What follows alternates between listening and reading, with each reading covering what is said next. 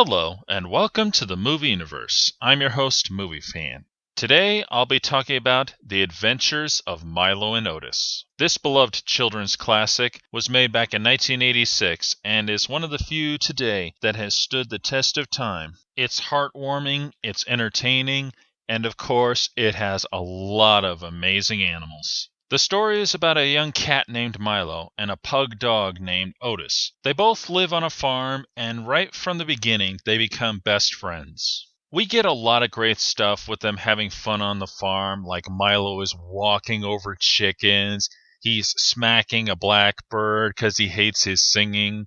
Meanwhile, Otis is being a watchdog for a chicken egg. And I'll tell you this, that chicken was a very pathetic mother because she did not sit on that egg once. Of course, when they're not doing their work and all that, they're having fun. There's a whole scene where they're playing hide and seek.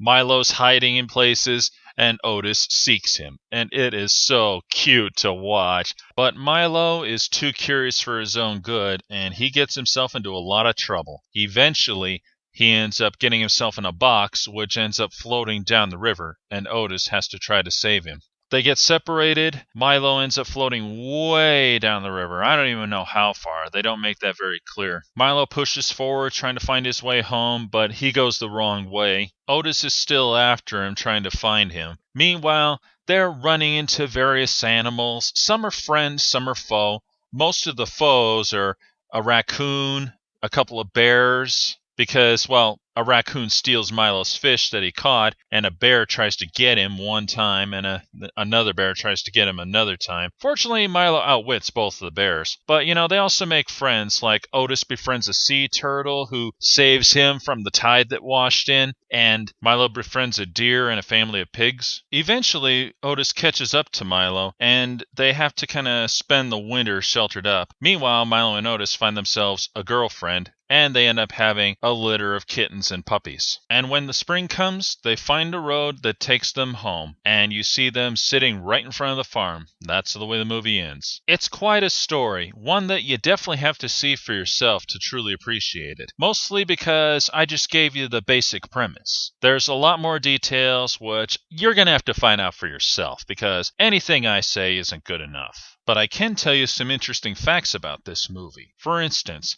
this actually took 4 years to film.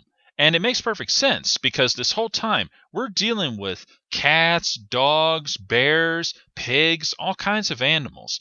And, you have to teach them to do the right things without anyone getting hurt or doing stuff that normally they wouldn't do. Like there's a scene where Milo is eating with the family of pigs. And we all know how pigs eat, so try and do that with a cat. That is not an easy thing to accomplish. And believe it or not, this movie was actually made in Japan. It was written by Masanori Hata, better known as the director for that movie Watership Down. Although, there is one thing that most people don't know about him. He was actually a zoologist as well. Because of this, he was the perfect choice to direct and write the script for this story. Now, I will be honest, when I saw this film, I thought it was made here in America, or at the very least, England, because of the animals. We see a red fox, an American raccoon, and stuff like that, but I understand now why we're seeing these American animals, because actually a good lot of them ended up going to Japan. In fact, raccoons have flooded the islands, and they actually do have red foxes. It's not just the animals alone that makes this movie.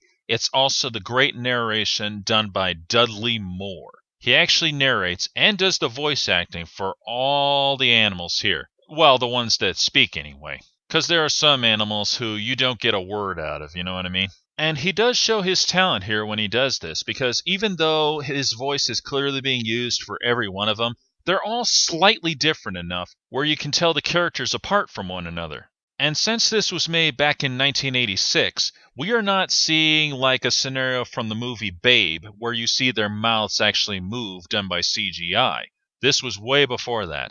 So in this case, we're seeing the animals just walk around, no mouths moving, and you're just hearing the voiceover. And that works a lot better than you think, because you don't have to have their mouths move for it to work. Sometimes just having animals be themselves works well enough, especially since I think animals have their own language, and it doesn't necessarily involve the words, "Hi, how are you?"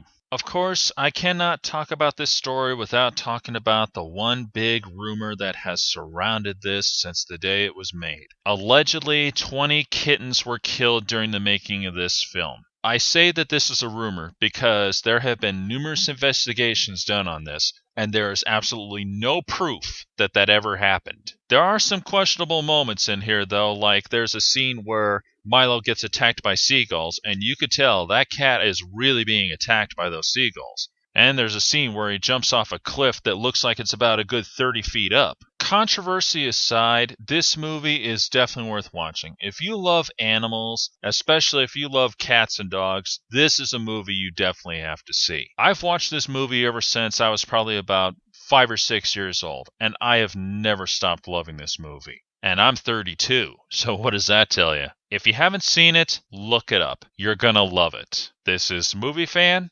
signing off.